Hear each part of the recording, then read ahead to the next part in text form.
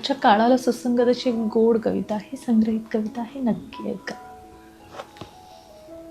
नातवंड म्हणजे काय? नातवंड म्हणजे काय तर दुधावरची साय. असं म्हणून टाळी द्यायला तुमचं जात आहे काय? अहो, दुधापेक्षा साईला अधिक जपायचं. दुधापेक्षा साईला अधिक जपायचं. पण नातवामागे किती हिंडायचं, धावायचं. अहो, माझंच नाही सांगत पण सगळ्या आज्यांचं हेच झालंय. आणि म्हातारपणी पुन्हा एकदा लेकरवाळेपण आलंय. लेकाची बँक सुनेची शाळा आणि आजीबाई तुम्ही नातवंड सांभाळा. दुधाच्या बाटल्या भरा आणि उकळा आणि दिवसभर आपला पसारा आवरा. जेवायच्या आणि झोपायच्या वेळी नेमका ह्याचा गजर. अहो, जेवायच्या आणि झोपायच्या वेळी नेमका ह्याचा गजर. आणि उपद्व्याप रोज नव्हे, जरा चुकता नजर. स्वारी आता मोठी झाली आहे, 9व्या खोड्या करू लागली आहे.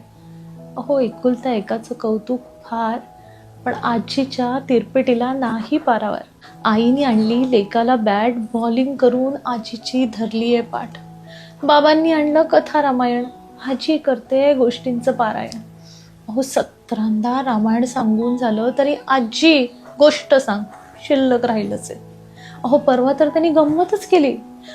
त्याने गंमत केली, त्या त्राटिकेच्या गोष्टीची नक्कल घेऊ केली.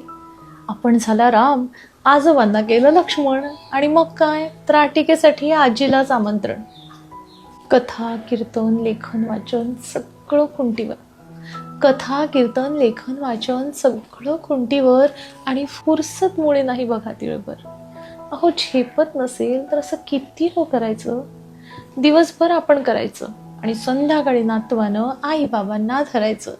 मग कुठली आजी आणि कुठलं काय. पातळ झाली हो दुधावरची साय. तक्रार नाही करत, पण उगीच आपलं सांगायचं. अहो, दूधच पातळ झालंय तर आता साईला किती जपायचं. पण एक सांगू, परवा मात्र असं घडलं ना की डोळ्यात अगदी पाणी भरून आलं. दम लागला, खोकला आला, श्वासही कोंडला. आणि लागलीच माझा नातू डॉक्टर होऊन आला. इवल्याशा हातात हात घेऊन म्हणतो कसा, आजी, कॉटवरनं उतरायचं नाही, काही काम करायचं नाही, आणि औषध घेतल्याशिवाय तर मुळीच राहायचं नाही, नाहीतर ना टुच्च करीत.